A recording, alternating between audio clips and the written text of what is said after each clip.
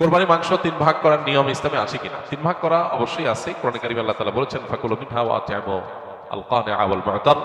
অন্য আয়াতে বলেছেন ফাকুলু মিনহু ওয়া আত'ইমু আল বাঈস আল ফাকির। কোরবানির পশুর গোশত তোমরা নিজেরা খাও এবং অন্যকে দাও। অন্যকে দাও এখানে আল্লাহ তাআলা দুই ভাগ করেছেন। কিছু আছে তারা সচ্ছল, আত্মীয়-স্বজন অভাবী না, আত্মীয়-স্বজন প্রতিবেশী এদেরকে আপনি দিলেন উপহার বড় হিসাবে, আবার যারা দোস্ত গরিব অভাবী তাদেরকে দিলেন। তাহলে তিন ভাগ করার জন্য নির্দেশনা দেওয়া হয়েছে। এটা কি মুস্তাহাব বলেছেন উলামা ইকরাম, এটা ফরজ বা ওয়াজিব না। কেউ যদি দুই ভাগ করে, এক ভাগ খাইলে আরেক ভাগ দান করে দিল, অথবা কেউ বেশিরভাগ রেখে দিল, অল্প সংখ্যক দান করলো, অথবা বেশিরভাগই দান করলো, সামান্য রেখে দিল, এর সবগুলোই জায়েজ আছে। কারণ এই তিন ভাগ করাটা ফরজও না, ওয়াজিবও না। আবার এই তিন ভাগটা যার যার কোরবানির গোশত তিনি কোরবানির গোশতকে ভাগ করবেন তার মতো করে। তিনি কোন গরিবকে দিবেন না দিবেন তার ব্যাপার। আমাদের সমাজে কোরবানির গোশতকে সমাজের ভাগ নামে এক ভাগ তোলন করে সেটা বন্টন করার যে নিয়ম আছে এটা পরিহারযোগ্য। বিশেষ করে গণহারে এটা যদি তোলা হয়, কেউ হয়তো তিন ভাগ করবেন না, তার কাছ থেকে আপনি জবরদস্তি নিয়ে নিলেন, শরীয়ত যেটা বাধ্য করেন আপনি বাধ্য করলেন, এটা অনুচিত কাজ। হ্যাঁ, যদি কেউ এরকম উদ্যোগ নেয় যে স্বেচ্ছায় যারা ইচ্ছা তারা দিতে পারেন, আমরা গরিবদের কাছে সুষম বন্টন করে দিব, এটা প্রশংসনীয়। এরকম হতে পারে, স্বেচ্ছায় দেওয়ার ব্যবস্থা থাকলে সেটা ঠিক আছে। কিন্তু বাধ্যতামূলকভাবে সামাজিকভাবে সমাজের ভাগ বলে উঠাই নিয়ে আসা, কেউ নিজের অনিচ্ছা সত্ত্বেও যদি দিতে বাধ্য হয় তাহলে সেটা নাজায়েজ হবে। কারণ নবী সাল্লাল্লাহু আলাইহি ওয়াসাল্লাম বলেছেন লা ইয়াহিল্লু মালু মুসলিমিন ইল্লা বিতিবি নাফসি, কোন মুসলমানের সম্পদ তার মনের সন্তুষ্টি ছাড়া সেটা গ্রহণ করা বা সেটা দখল করা এটা জায়েজ নয়, ভোগ করা জায়েজ নয়। এটা কোরবানির গোশত যিনি কোরবানি দিয়েছেন তাকে আল্লাহ তাআলা দিয়েছেন, এটা তার। সো তার সন্তুষ্টি না থাকলে আপনি সমাজের ভাগ নামে তার কাছ থেকে উত্তোলন করে সেটা জায়েজ হবে না। তিনি হয়তো তার কোনো আত্মীয়-স্বজন গরিব, তাকে একটু বাড়াই দিবেন, আপনার সমাজের ভাগে নিয়ে আপনাদের মতো দিবেন, এটা তো তার অধিকার খর্ব করা হলো, এটা উচিত নয়। কত টাকা থাকলে কোরবানি বাধ্যতামূলক? কোরবানি আসলে অনেক ইমামদের মতে ওয়াজিব, সেটা বাধ্যতামূলকই বলা যায়। আবার অনেক ইমামদের মতে কোরবানি করা সুন্নাত। হানাফি মাযহাব অনুযায়ী কোরবানি করা ওয়াজিব।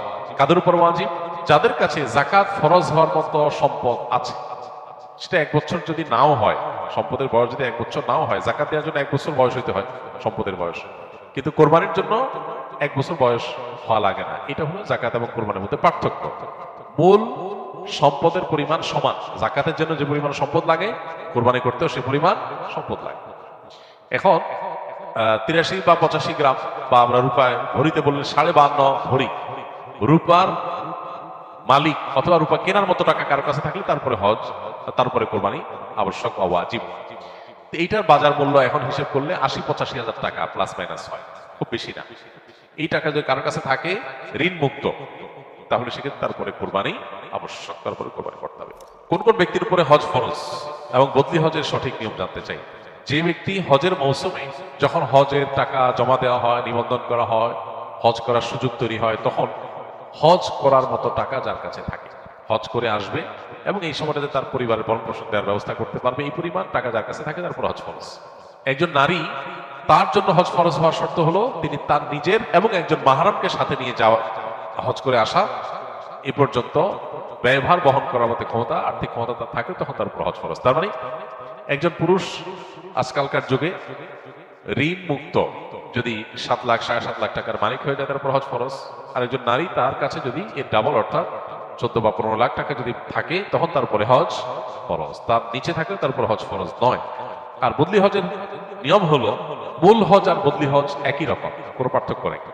আপনি নিজের হজ যেভাবে করবেন, আরেকজনের পক্ষ থেকে হজ একই ভাবে করবেন, একই উপায়ে করবেন। শুধু পার্থক্য একটাই, সেটা হলো আপনার নিয়ত থাকবে যে এটা আমি অমুকের তরফ থেকে করছি। শুরুতে যখন ইহরাম পরে লাব্বাইকা হাজ্জান বলবেন, তখন আপনি নিয়ত করবেন লাব্বাইকা হাজ্জান আন অমুক, অর্থাৎ অমুকের পক্ষ থেকে আল্লাহ আমি হজের জন্য হাজিরা দিলাম, লাব্বাইকা হাজ্জান, বাস এটা বলে আপনি শুরু করবেন। বাকি সব কাজগুলো সেম, আপনি নিজে যেরকম করতেন একই রকম। এর পাশাপাশি বদলি হজ যিনি করবেন, তাকে নিজের হজ আগে আদায় করতে হবে। কেউ যদি নিজের হজ আগে আদায় করে না থাকেন, জীবনে হজই করেন নাই, তিনি বদলি হজ করতে পারবেন না। কি কি বৈশিষ্ট্য দেখে কোরবানির পশু ক্রয় করা উচিত?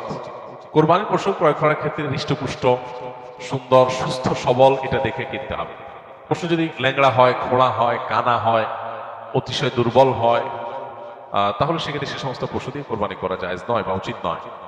তাহলে কোরবানির পশু হতে হবে ত্রুটিমুক্ত, দেখতে শুনতে যত বেশি হৃষ্টপুষ্ট হবে তত ভালো।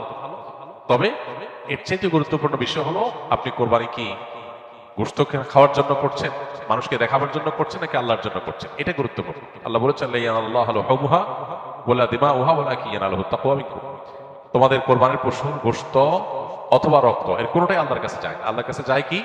তোমাদের অন্তরের ভেতরে থাকা তাকওয়া, যে তাকওয়ার চেতনার ভিত্তিতে তোমরা এই কাজটা করো। বিধায় ওই দিকটাকে আমাদের বেশি মনোযোগ দেওয়া উচিত। কে কত টাকা দিয়ে গরু কিনেছেন, ছাগল কিনেছেন, জিতলো না হারলো, এগুলো নিয়ে যে পরিমাণ ডিসকাশন আমাদের মধ্যে হয়, আমরা আসলে কে কি উদ্দেশ্যে কোরবানি করছি শুধু আল্লাহকেই দেখাতে চাই না, বান্দার কাছে কোনো ফিডব্যাক আশা করি, এগুলো নিয়ে এরকম ডিসকাশন বা পর্যালোচনা হয় না। একটু কম দাম বেশ দাম হয়ে গেছে আমাদের অনেক টেনশন হয়, কিন্তু আমরা নিয়তটাতে কোনো ভেজাল হয়ে গেলে সেটা নিয়ে আমাদেরকে দুশ্চিন্তা করতে দেখা যায় না। এজন্য মূল বিষয়টা আমাদের মনোযোগ দেওয়া দরকার।